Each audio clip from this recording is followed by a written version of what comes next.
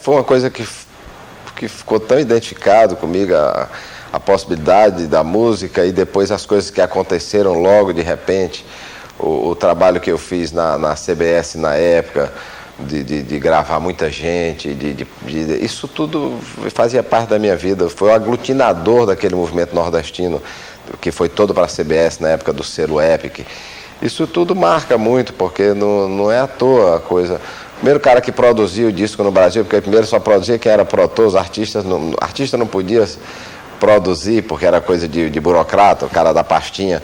Então eu comecei a me produzir muito cedo, comecei a lutar pela música, por outros artistas, brigas memoráveis, briga de derrubar a diretoria de multinacional. Então esse universo da música eu construí com ele. Nunca tive a oportunidade, sequência de oportunidade de reafirmar da minha aptidão por aquilo, do meu desprendimento para fazer aquilo de qualquer maneira. A minha vida sempre foi isso aí. Então, pensar se eu tivesse sido casado com uma mulher rica, tivesse sido empregado, enfim, ou um arquiteto mais ou menos, ou o quê?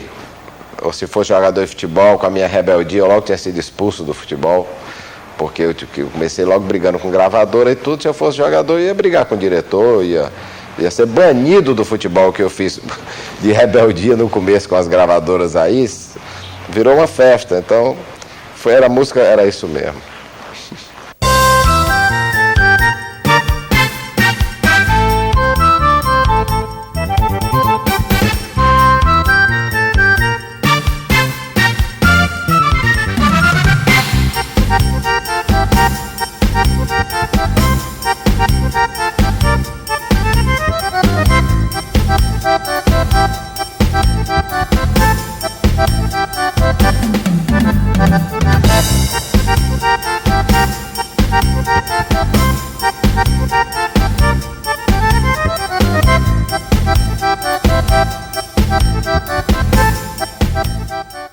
O disco Traduzice foi o disco que mais vendeu na Argentina no ano de 1982, chegando a 83, que foi eles tinham uma relação muito forte, muito mais forte que o Brasil na época, com o Serrat, com o Camarón de la Isla, que só agora vem se falar. Já fiz em 81 que eu gravei aquele disco lá, que peguei agora, tem 20 anos depois, estão descobrindo ele aqui, estão achando fantástico.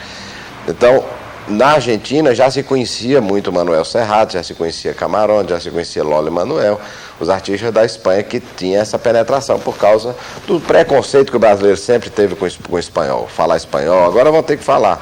Mas sempre teve muito com a música, que é uma música menor. Sempre foi a América, sempre foi o jazz, é tanto que deu na Bossa Nova. A música Años retornou a Mercedes de volta à Argentina, porque as músicas dela foram proibidas, ela não podia cantar na Argentina, mas o Años era uma música de amor, as rádios tiveram que tocar, e ela voltou para o país dela. Ela sempre fala isso aí, que foi um momento que eu que trouxe ela de volta para a Argentina. E foi uma receptividade muito grande na Argentina comigo. Eu fiz um programa de televisão lá, da maior audiência na época. Todos os meus shows sempre teve uma relação muito forte. Por mais que eu nem gostava da Argentina, que eu sofri muito lá em 69, quando eu fui cabeludinho lá do Ceará. Eu achei o pessoal muito preconceituoso. É um pessoal muito culto, um pessoal de uma formação. Então sempre teve essa coisa, essa empatia minha com a Argentina. E o tango, poxa vida, adoro o tango, o Gardel, aquele pessoal todo, depois até chegar na música do Piazzolla. E eu cantei lá o Balada de um Louco, sendo declamado pelo próprio Horácio Ferrer, que foi o parceiro do Piazzolla, numa noite muito especial. Então sempre teve isso. Tem um disco da Dalva de Oliveira só de tango, que não foi lançado no Brasil. Eles não quiseram, mas ela foi para lá, fez um disco belíssimo de tango. E chegaram aqui, acho que eles só lançaram o Lencinho Branco, que inclusive ficou famoso. Ela foi uma música de sucesso da carreira da Dalva. Mas tem essa coisa da uma música brasileira com tango, é fantástico, dá para fazer um negócio muito bonito.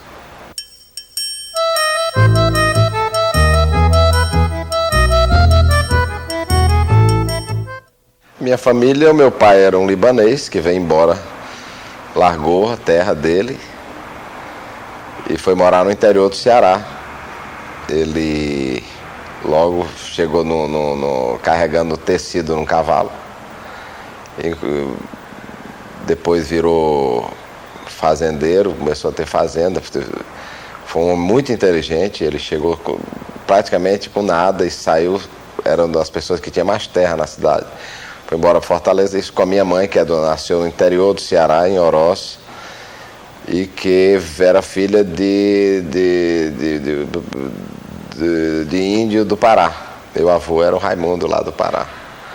Então é essa a formação, sempre muito, muito difícil, a vida muito, nunca tive nada particularmente, não consegui ter uma bicicleta, nunca consegui. Então foi uma vida de muito sacrifício. Eu tive mais privilégio porque eu fui o mais novo, tá entendendo? Mas uma formação, o meu pai proibiu o meu irmão de fumar, disse que no dia que pegava ele fumando, cortava os 2 dedos, e quis cortar os 2 dedos. Então era uma formação realmente bastante. Meu pai era uma fera, era um negócio aquele libanês mesmo. Foi uma família que veio muito de baixo, mas sempre com a minha casa sempre foi uma espécie de embaixada de Oroz, da cidade do interior, todo sempre convivendo com muita gente se hospedava lá em casa. Muitos primos moraram com a gente, era uma família, sempre foi uma família muito unida, muito...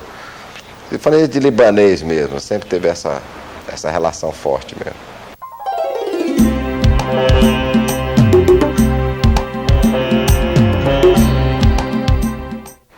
Isso aí a resposta tem que ser muito bem pensada, você sabe, né? Que... Tá gravando aí? Você tem que perguntar para o Zico, você tem que perguntar para o Pelé, você tem que perguntar para o Chico. Eles que têm que dizer se me querem no time deles. Geralmente me dão a camisa, quando eu chego eu não fico no banco. Eu faço muito gol, eu sou artilheiro, eu estou sempre garantindo o bicho da meninada. Naturalmente que muitas bolas chegam, né, vindo desses craques aí, elas já chegam bonitinhas. Mas eu acho que eu aprendi a jogar futebol. Eu tinha uma concepção e convivendo e jogando. Eu sou muito fominha também, não sou muito de tocar bola, mas com o tempo eu aprendi a tocar bola, porque eu jogo com quem sabe. Então é uma coisa fascinante, eu acho que quem joga futebol não tem coisa melhor no mundo, porque é aquilo ali naquele momento, é como pintar, entra só você, aquela turma boa, aquele pensamento naquilo de realizar a jogada bonita, é fantástico. Futebol é uma coisa, é um fascínio.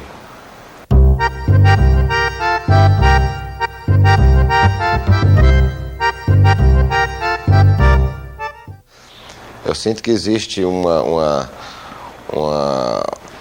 encaminhamento na música para esse lado do ritmo, de dançar. Eu acho que o brasileiro está dançando muito, tá entendendo? Não sou contra, mas acho que está um pouco demais.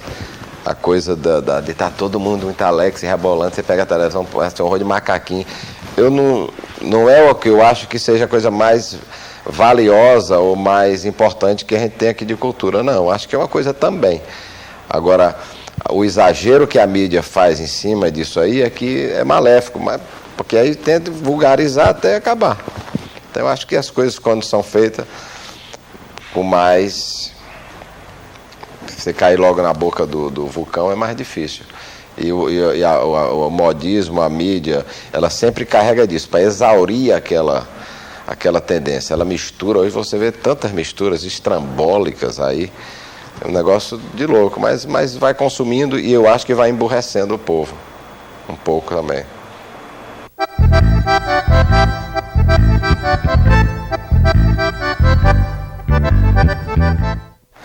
Primeiro que da minha geração, eu acho que eu gravei quase o dobro do que os meus parceiros, meus amigos de geração. Sem contar com os que morreram. Mas eu sempre, todo ano, eu fiz um disco, eu estava fazendo um disco com o Luiz Gonzaga, eu estava fazendo um disco fora, eu estava produzindo não sei o quê. Então, eu produzi muito. Então, é evidente que você tem coisas que você fez ali na carreira também, isso é. Por mais que você sempre dê toda a atenção, sempre dê todo amor, mas tem horas que pode acontecer. Tem algumas coisas que você não... O meu último disco que eu fiz na CBS, eu não faria de novo. Uma hipótese assim, tá entendendo? Alguma coisa, o momento, quando você faz um negócio, no momento que fez por fazer, ou porque estava pressionado, ou porque queria sair. Então esses sentimentos nunca combinam, mas você tem que fazer muitas vezes porque tem que que cumpriam um contrato, tá, outra história. Foram poucos. Eu acho que para o que eu atirei, a margem de erro é menor do que os acertos. Eu acho que teve muito acerto, mas o erro tem. Agora, eu não vou também aqui ficar falando 1000 erros meu, porque não tem sentido, né?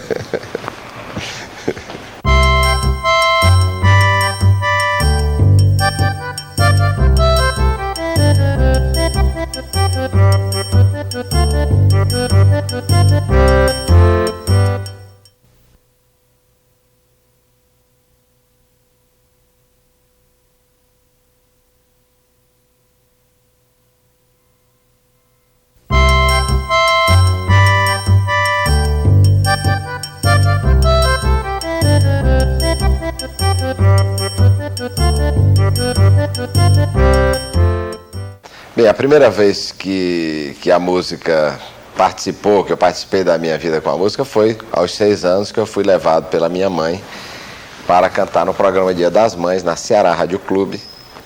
Fiquei em cima de um caixão, aquele microfone da antiga, do bonzão mesmo, fiquei ali, cantei, ganhei uma caixa de sabão Pavão e R$1.000 de prêmio. Foi meu primeiro prêmio na minha vida. Então, claro que isso jamais eu esqueceria.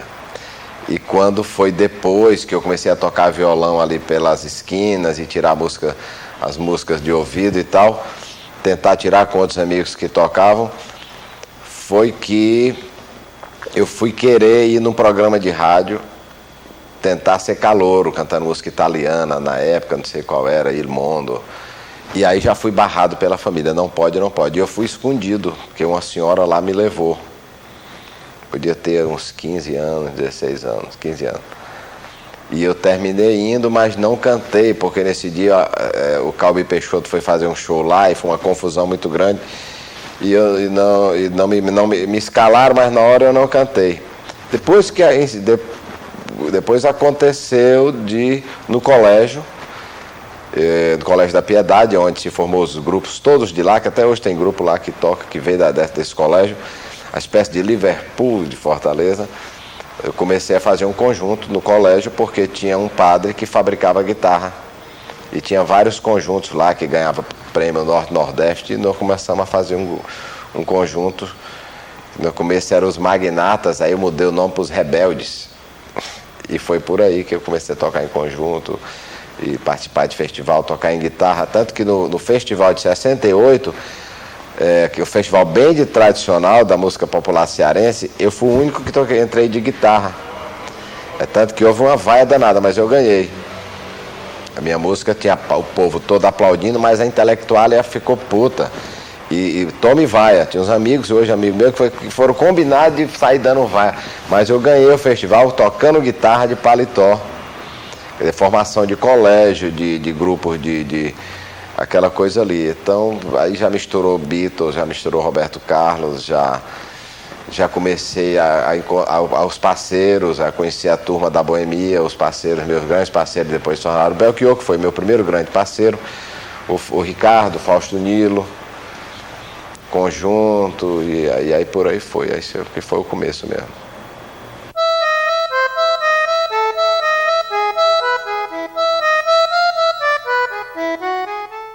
Quando eu cheguei em Brasília, fiz a faculdade e coincidentemente encontrei a turma que fazia música. E entrei no festival e ganhei 5 prêmios do festival. Em primeiro lugar, o segundo prêmio Orconcourt, melhor intérprete e o melhor arranjo. Aí chegou todo mundo, até o ministro na época das comunicações, o Higino Corsetti, chegou numa festa no Clube das Nações, que eu fui lá e me chamaram para cantar, porque eu tinha ganho o festival e tudo, o prefeito na época nem tinha prefeito, mas... E eu fui para essa festa, uma festa fechadíssima, né, no auge da ditadura, no Clube das Nações, e fui cantar o Mucuri, porque ficou todo mundo fascinado, e o secretário lá era cearense e me levou. Eu comecei a cantar e ninguém estava prestando atenção. Aí eu saí. E foi uma confusão, porque pessoas, o cara parou no meio, aí o cara veio me chamar, eu digo, olha, eu vim para cá porque você me chamou, não estou ganhando nada. Inclusive está um constrangimento, porque tem gente, pediram carteira de identidade da minha turma uma semana antes, 10 dias antes, para ver se quem podia ir. Não estou ganhando nada e vocês não estão me vendo, então eu não vou cantar. Aí teve uma confusão danada, fizeram, eu voltei para cantar, aí todo mundo escutou, me aplaudiu, eu cantei minhas 4 ou 5 músicas lá que eu tinha. E depois o ministro chegou para mim e falou, vai embora. Ele quis me conhecer e eu sentado lá do lado da piscina, ele chegou, quer que você... Não, eu estou pensando em ir para o Rio. Ele disse, vai embora, vá que a sua vida é isso aí. Foi um conselho de uma pessoa que eu nem imaginava, não conhecia. E falou para mim. Então teve os amigos, a motivação, os parceiros e o próprio movimento no Ceará, da onde decorreu, da onde surgiu, as pessoas já estavam mais ou menos transparente assim, quem podia ser, quem ia fazer, a gente já estava alguma coisa ali por trás do movimento cultural da terra, do momento da gente naquele exato momento ali de 68 até 70, 71, tinha uma coisa muito forte. Nós já tínhamos programa de televisão que passava no Piauí e tudo, a gente recebia, quer dizer, era fantástico ser conhecido no Piauí, né? A gente era famoso no Piauí, foi bacana.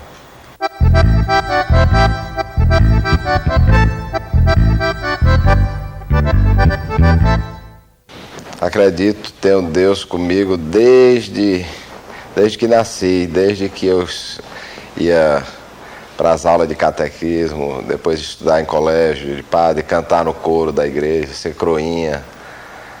Depois eu fugi desse universo, mas essa formação ela é eterna, porque é o que você reza na hora que você menos espera, você tá envolvido com aquilo. Então eu tenho uma formação católica muito forte, que em momento nenhum ela foge, e isso vem uma crença num ser maior que está dentro de você também. Desde que você se ache grande, desde que você queira fazer as coisas do bem, que você... Puxa vida, que linda a vida, tá maravilhosa, então vamos pegar o que é de importante, o que é de verdadeiro para fazer. E Deus é essa coisa, ela está dentro de você e ela toca nos teus pontos nevrálgicos, como se fosse uma acupuntura. Você tem que ter aquilo dentro de você. Eu tenho um sentimento muito forte de Deus, de tudo que eu vivi na minha vida. Mas faço minhas sacanagens também. Não deixo de fazer isso não, Deus perdoa, eu rezo.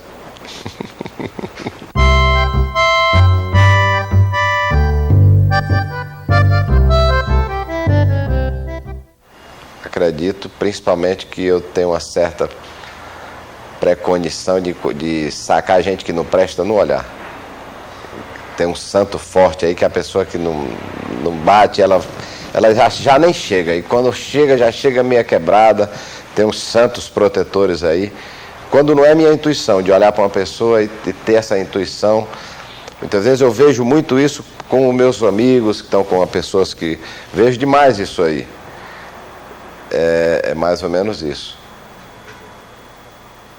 Não é? Acredito que o nosso país vai mudar, vai haver uma reviravolta de mentalidade um pouco, não só na troca de elementos que hoje fazem a política, que a política não é tudo, porque o ser humano também contribui e cobra muito da política, mas a nível político no Brasil, acho que vai haver uma renovação de capacidade em cima dos erros, que são tantos, são enormes os erros que tem no Brasil. É escândalo em cima de escândalo, nem lembra mais o último de uma semana atrás ou de um mês atrás.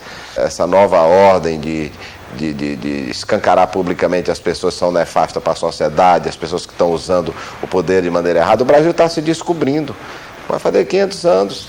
É novo, meu menino é novo. É aquele menininho da propaganda, aquele neguinho ainda que está nascendo. O Brasil é um país assim. Então a gente vai superar isso tudo. Na hora que chegar a verdadeira consciência de proteção do Brasil pelos brasileiros, num estádio de maduro, o Brasil vai, com certeza. Agora é porque a gente tá fazendo aqui a lavagem de roupa suja. O Brasil está vivendo um momento de lavagem de roupa suja publicamente. Está entendendo? Para quem vê de fora, deve dar uma boa história de zoológico. Isso aqui nós estamos vivendo um momento incrível. Agora que o Brasil vai. Porque eu acredito nas pessoas, eu acredito que tem gente boa querendo fazer, que muitas vezes não pode porque é impedido.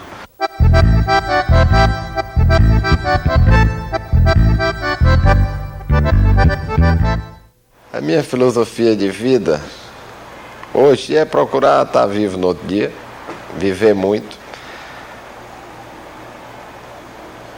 saúde. Tenho tido umas perdas terríveis nesses últimos 3 anos, morreram pessoas muito próximas, procurando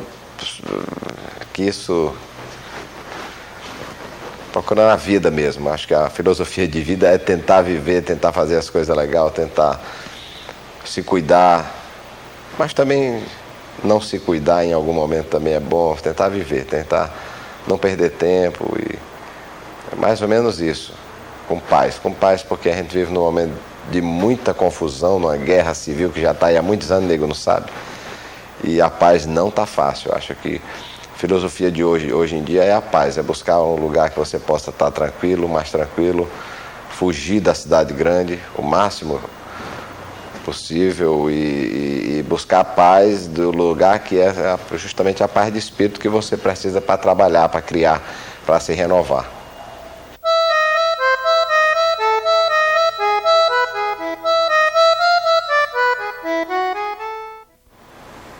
Ser lembrado como? É muito difícil imaginar. Eu acho que a minha voz vai ficar. Tá entendendo?